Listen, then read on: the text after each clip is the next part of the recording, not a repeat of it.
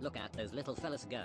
What a motivated little workforce. And each one only costs 1 monster energy a day. I mean, look at them. They are thrilled to be working in an unregulated nickel mine. Why are we still here? Just to suffer. Oh, what's happening, fuckers? As you can see, I've been quite busy, doing something the kids are calling a side hustle. I'm not sure if it's legal, but damn does it rake in the cash, because Ella needs more nickel to replace all those Teslas. Anyway, today we're taking a look at Palworld, a recent release that has been super popular, but has made some people a little bit upset. So, let's get into it.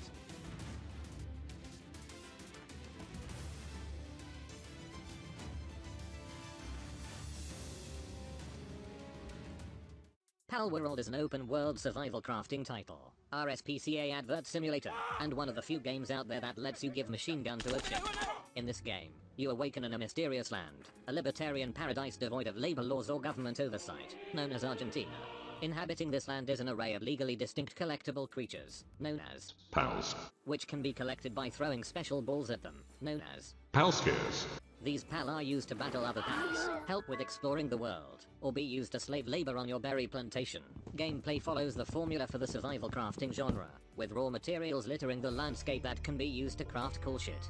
This can range from weapons, such as bats, spears, and obviously guns, like this musket used for home defense, like the founding fathers intended, to structures, like my cool farmhouse.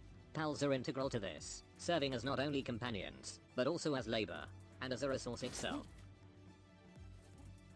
And let me tell you, they wouldn't like how often I've killed animals with a baseball bat, because I was low on leather. Pick the wrong house, fool! Hey, Big Smoke! It's me, Carl! Chill! What's impressive about Palworld is the amount of content, especially for an early access title. While it could have been a lazy cash grab, relying on cheap, haha, give Pikachu a fucking lock, send him to the fucking gulag type humor, Palworld's gameplay is surprisingly well developed. Whether it be the boss fights and dungeons littered across the large overworld, which offer both new pals, and some much needed challenge, the breeding and merging mechanics for the eugenics fans amongst you, or the base building mechanics that I have literally lost hours of my life to, it has a lot to offer. I'm also pleased with how well pals are integrated into gameplay. There are over 100 pals available in Palworld, each with its own unique skills. While not controlled in combat, pals possess a variety of attacks and abilities, for example called the toe and its fun teleport, and each pal has their own characteristics, which affect whether they are a good worker, or better used as food. Additionally, items can be crafted that grant pals new skills, in combat and exploration. There's also one that acts as a flamethrower, because the convention on certain conventional weapons doesn't apply here.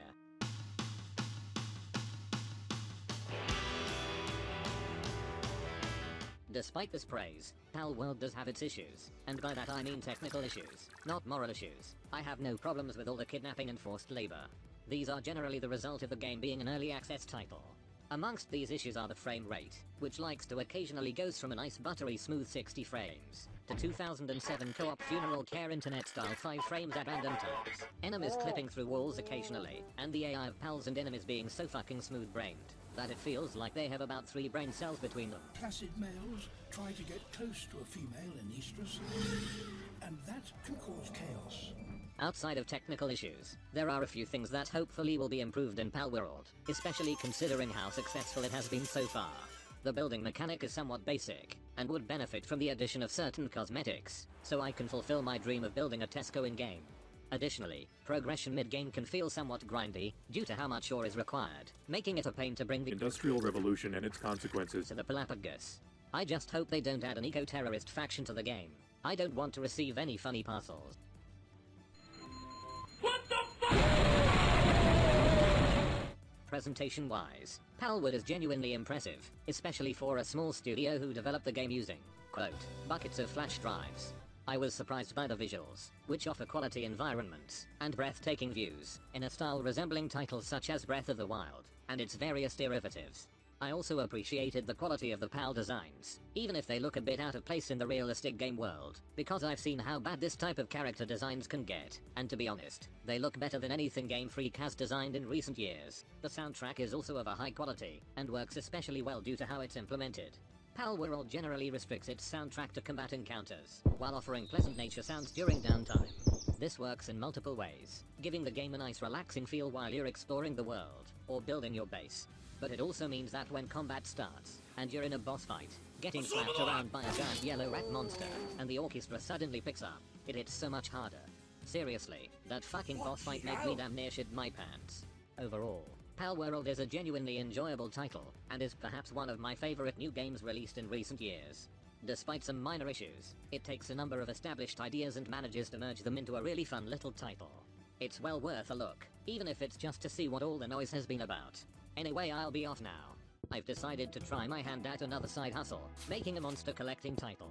Take a look at this. Isn't it cool? Well shit, Nintendo's lawyers move real fucking quick these days.